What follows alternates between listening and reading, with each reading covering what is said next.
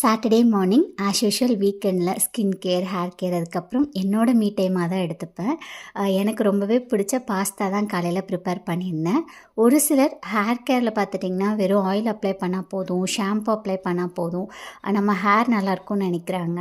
எந்தளவுக்கு எக்ஸ்டர்னலாக அப்ளை பண்ணுறதுக்கு நம்ம இம்பார்ட்டன்ஸ் கொடுக்குறோமோ அதே அளவுக்கு பார்த்துட்டிங்கன்னா இன்டேக்கும் இருந்தால் தான் வந்து ஹேர்னு மட்டும் இல்லை, ஸ்கின்னுமே வந்து நல்லாயிருக்கும்.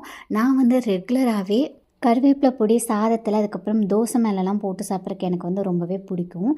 எனக்கு போஸ்ட் ப்ரெக்னன்சியில் ஹேர் ஃபால் கண்ட்ரோல் பண்ணுறதுக்கு இது வந்து ரொம்பவே யூஸ்ஃபுல்லாக இருந்தது.